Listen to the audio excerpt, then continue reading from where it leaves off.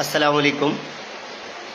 दरअसल बात आज इस मुद्दे पे करनी है कि 1 साल हो गया हमें इस चीज़ का इंतज़ार करते हुए कि हमारे स्कूल में जो नए टीचर्स आने हैं उनका रैशनलाइज जो प्रोग्रामिंग है वो आज होने जा रही है। तो जिस स्कूल के लिए हम मेहनत करते हैं और जहाँ के लिए हम काम करना चाहते हैं उस स्कूल के लिए उम्मीद थी कि आज हमें इस स्कूल के लिए टीचर्स मिलेंगे जिसका हम 1 साल से इंतज़ार कर रहे थे। जी हाँ, मैं बात कर रहा हूँ गवर्नमेंट मिडिल स्कूल जनेरी की, जो क्लस्टर ठाठरी के अंदर आता है।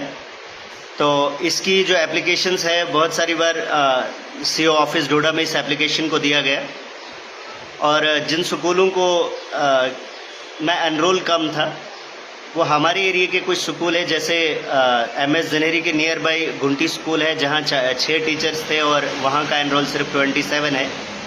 और वहाँ हमें ज़रूरत थी कि टीचरों को वहाँ से गुंटी से उठाकर रैशनलाइज करके गुंटी से उठाकर आगे जनेरी में लिया जाए, क्योंकि वहाँ का एनरोल जो है 150 है। लेकिन बदकिस्मती ये है कि आज ही का दिन रैशनलाइज का है और कुछ सुनने में आया और मुझे जहाँ तक कुछ खबर मिली कि इस वक्त उन टीचरों को वहाँ से उठाकर ठाठरी में लाया जा रहा है, जबकि एमएलए साहब के द्वारा भी एक चिट्ठी सीओ साहब तक गई है कि उसमें पूरा पब्लिक रेजोल्यूशन गया है और उस रेजोल्यूशन के अंदर ये चीज़ बता दी गई है कि हमें इस जगह पर कितने टीचर्स की ज़रूरत है। देखिए, जिस स्कूल के अंदर हम बड़ी देर से इंतज़ार कर रहे थे वहाँ पर 150 बच्चों के साथ पहले तो 60 टीचर हुआ करते थे, 3 वहाँ और ज़रूरत थी।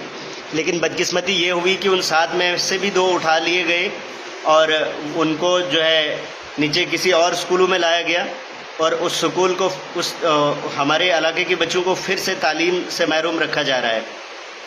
तो मेरी फिर से एमएलए साहब से ये अपील रहेगी और साथ में सीओ साहब से भी अपील रहेगी। एमएलए साहब से स्पेशली इसलिए अपील रहेगी क्योंकि आपके पास तो हमने चिट्ठी दी थी सर कि उस स्कूल के टीचर्स की कमी को पूरा किया जाए, लेकिन वहाँ कमी पूरा करने के बजाय उससे भी और कम कर रहे हैं। वहाँ से ही टीचरों को रैशनलाइज किया जा रहा है क्योंकि वहाँ 2 स्कूल नियर बाई हैं। एक प्राइमरी स्कूल रंगोला है और एक प्राइमरी स्कूल गुंटी है। वहाँ का एनरोल कम है और टीचर वहाँ ज़्यादा थे। अब हमें ये लग रहा था कि हमने इस तरह से पूरा उनके पास एक बायोडाटा रखा था कि जिस बायोडाटा के तहत हमारे स्कूल का टीचिंग स्टाफ जो है वो उधर ही पूरा हो जाता है।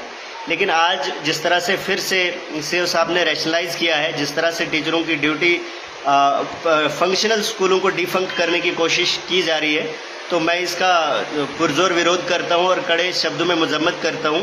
कल की डेट में मैंने स्पेशली प्रोग्राम रखा है कि मैं कल सीओ साहब से खुद मिलूं और जो मेरे इलाके के जो बाकी लोग हैं जैसे आसिफ भट्ट और शमीम मलिक और भी जो उनके साथी हैं वो भी कल आएंगे। हम कल फिर से सीओ साहब के पास जाएंगे और इस स्कूल में जो टीचरों की कमी है बेहद ज़रूरी है हमें कि उस स्कूल के लिए टीचर पूरे कराए जाएँ। आप अगर ये जानेंगे, क्योंकि ठाठरी से ऊपर गांव में सिर्फ एक स्कूल है जो अच्छी तरह से फंक्शन करता है। ठाठरी जो हाई सेकेंडरीज है वहाँ टीचिंग स्टाफ पूरा करने के लिए हमारे ही स्कूल से टीचर्स को उठाया जा रहा है वहाँ लेने के लिए, जबकि ठाठरी में प्राइवेट हाई सेकेंडरीज भी है और सीआरटीसी टीचर्स जो कंट्रेक्चुअल बेस पे जो टीचर्स लगते हैं वो हाई सेकेंडरीज में लगते हैं, वो स्टाफ तो वहाँ से भी पूरा हो सकता था। लेकिन ये कौन सा तरीका है कि जिनके बच्चे उन स्कूलों में पढ़ते हैं उनको मालूम ही नहीं कि हम अपने बच्चों को किन के पास छोड़ रहे हैं। तो हम इस चीज़ के लिए मैं तो मजम्मत करता हूँ इस चीज़ को कि उस स्कूल को खाली करके बाकी स्कूलों को के टीचर्स को पूरा किया जाए और ये चीज़ मुझे मंजूर नहीं है। तो आप देखते हैं कि कल मैं स्पेशली कोशिश करूँगा सीओ साहब तक जाने की, तो आगे फिर मैं इसी तरह आप तक ये बात पहुँचाऊँगा कि आगे क्या कुछ रिप्लाई मिलेगा। लेकिन हमारी कोशिश है कि उस स्कूल के टीचर्स पूरे हो जाएं ताकि कि वही एक स्कूल है ठाठरी से ऊपर जिसमें सबसे ज़्यादा एनरोल भी है और सबसे अच्छी पढ़ाई भी है और सबसे कमी भी वहाँ पर टीचरों की है।